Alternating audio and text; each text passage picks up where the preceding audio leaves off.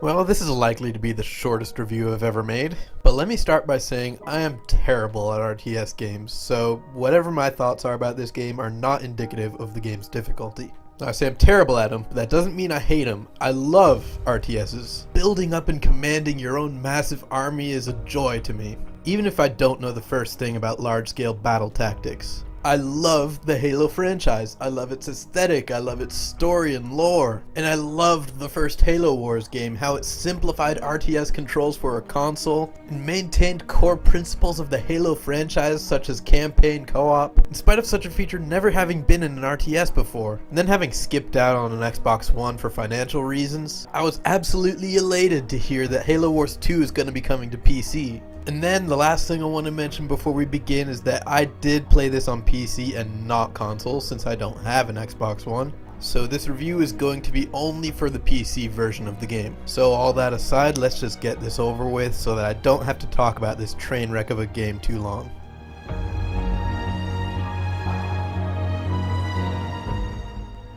As much as I'd love to just trash this game and be done with it, I gotta be fair, so just like every other review, I gotta start with what I liked about the game. And while there's no shortage of flaws to be sure, the art team most definitely didn't drop the ball on this one. The soundtrack for one is beautiful and sometimes just make me want to hang out at the main menu just to listen to the music. The in-game sound effects are masterfully done, with every single gunshot and explosion from every Marine feeling super satisfying. And not to mention the game's visuals, which are stunning for an RTS. And all three come together beautifully for its pre-rendered cinematics. Hell, screw video games, they should have made this a movie since the cinematics are more entertaining than some movies are even. Blur Studios have definitely done an amazing job on those. And ignoring the amazing graphical quality for a second, the style of the art design as well is a beautiful mix between the original Halos and the new Halos. And while it won't completely satisfy the fans of both styles, it brings back enough of the classic feel of the Halo games while still maintaining the good things brought in by the new, that it serves as probably the best compromise we're gonna get. And I hope that future Halo games move forward with this same art style. And all the characters in this game, both old and new, are really well written and instantly likable. From the civilian AI Isabel to the new main villain Atriox. It's a refreshing change from the Prometheans and Forerunner robots from Halo 4 and 5.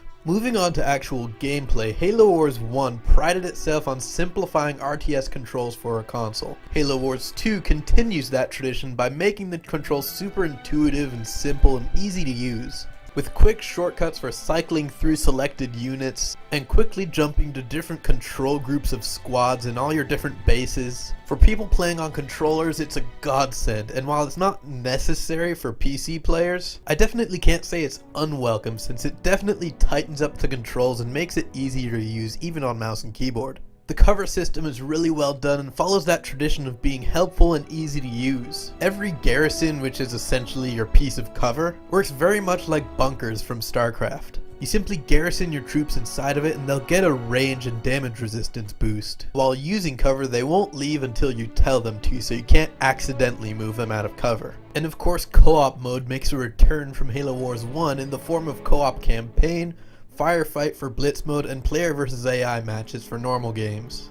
And speaking of blitz mode, that actually turned out to be a surprisingly fun game mode. It's essentially a pure micromanagement game mode where you fight for control points, and new units are spawned for your team by drawing cards. Now the cards are probably by far my least favorite part of this game mode, which I'll get to in more detail a little later, but the general idea of this quick, pure micromanagement game mode where units are spawned on the fly was probably some of the most fun I've had in this game. And lastly, the apparently controversial Play Anywhere features that are part of the Windows Store, where if you own it on PC you get the Xbox version for free and vice versa, is a great thing for this game in particular, although that's only because the PC version of the game is so broken that if you get it on PC you're gonna want to switch to Xbox right away.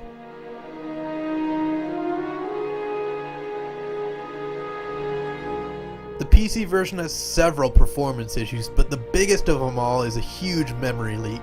which if you don't know what that means, it means the longer you run the game, the slower it'll perform. Which means under the best circumstances, if you have a powerful machine, you'll be getting frame rates as low as 15 FPS if you run the game too long. And at worst, if you have a more low-end machine, the game will likely become unplayable in minutes. And not only will you get such poor performance in-game, but Halo Wars 2 will also give you trouble out of game, having to work through the Windows Store where your downloads will just get stuck all the time while you're trying to update or download the game, sometimes taking just under an hour for just a 1 GB update to start, not even to complete, just for it to start. And with future plans for paid DLC in the game, they have the goddamn nerve to charge up to $100 microtransactions for Blitz cards, which are used to create more powerful decks to use in Blitz mode. Not only is it an obvious pay-to-win gimmick, but it's also a total slot machine, so it's all up to a random number generator whether or not your purchase justified its price. And next, while I gotta appreciate that they added co-op for every game mode, if you don't have any friends playing the game as well, you'll be saddened to know that you can't do matchmaking in any of the co-op modes except for the basic player versus AI deathmatch and domination modes. So if you want to play co-op with random players for firefight blitz mode or campaign co-op, well, tough titties, you can't. Not to mention, for the multiplayer modes you can play, there's no text chat, so you have to use voice. So as a result, half the matches you play will have zero communication. And lastly, while the cutscenes for the campaign are phenomenal, the campaign as a whole is a huge disappointment, with a story that literally goes nowhere, with the only highlights being the introduction of Atriox and the Banished, and the reintroduction of the original Halo Wars cast such as Captain Cutter and Anders. There's like next to no plot, with the only plot really being, oh, fight back against this big bad guy. What's the plot twist? There is none. How does the plot get resolved? It doesn't. It's like all they did was set up for a good story by introducing all these great characters and then just save the actual story for future titles. And it's made even more insulting by the fact that the total runtime of the campaign is less than 6 hours. You're gonna finish early and you're gonna be left unsatisfied.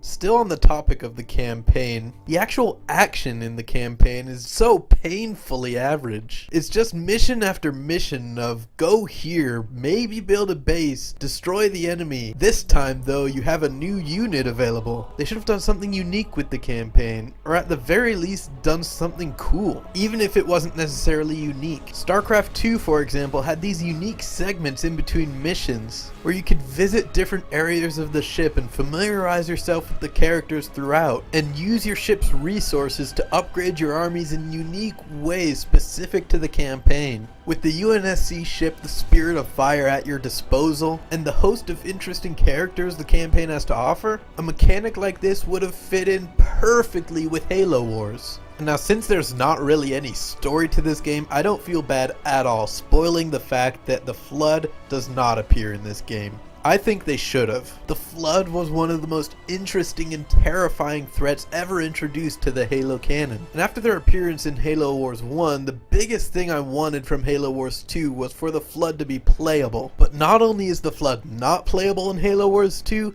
it doesn't even make an appearance at all. And speaking of all these different factions, they should have had an extra campaign for the Banished as well. It's not unheard of, especially for RTS games, to have a campaign story taking place from the bad guy's perspective. Not only could this have added more to the story, which was lacking, but it could have doubled the game's abysmal playtime. Hell, it could have tripled it if the Flood made an appearance and was playable and had their own campaign as well. And then lastly, I'd definitely take the goddamn cards out of Blitz mode. Make it so that when your abilities refresh during the game, instead of replacing it with a random new card from your deck, instead introduce a slightly more linear progression during the game. Make it so the more units and powers you deploy during the game using your energy, the more powerful units and abilities you'll start to have access to, so that both teams at the start of a Blitz match will pretty much be working with Marines and Grunts. But But then as the match progresses, they'll start working up to tanks and air support. And then if the match lasts long enough, they'll start working up even higher to the super units like scarabs and condors, taking the annoying RNG out of this otherwise fantastic micromanagement based game mode. And then just like that, we're ready to come to our final verdict. My score for Halo Wars 2 on the PC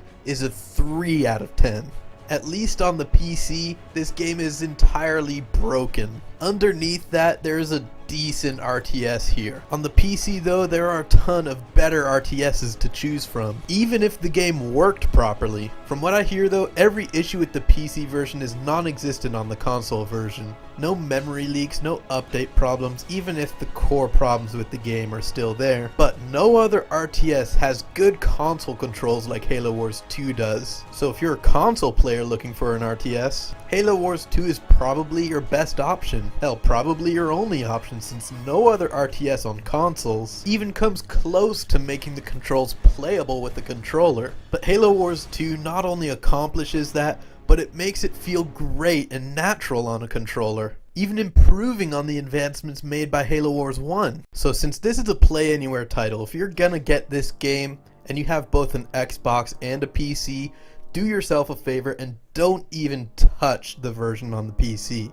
Don't even look at it. Go straight to your Xbox and play it there, and if this is your first RTS and you're a console player, you might even find some moderate enjoyment out of the game, with the console version probably being worth a 7 out of 10. But this is a review for the PC version, and if you're a PC player and you don't own an Xbox, don't waste your time or money on this game. If you're looking for a good moderate scale RTS like Halo Wars 2, get StarCraft 2 instead, where there's a good lengthy campaign, an actual story, a solid multiplayer experience with no shitty microtransactions, and even with mod support available, thanks to the StarCraft 2 editor that's provided with the game. Now with Halo 6 confirmed to be in development and also confirmed to be another Play Anywhere title, I'm just praying that it doesn't have the same problems Halo Wars 2 had with PC performance. But until then, I'll see you guys later.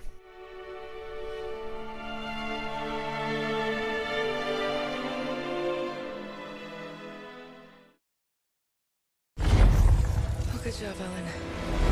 We may have been safer on the Ark.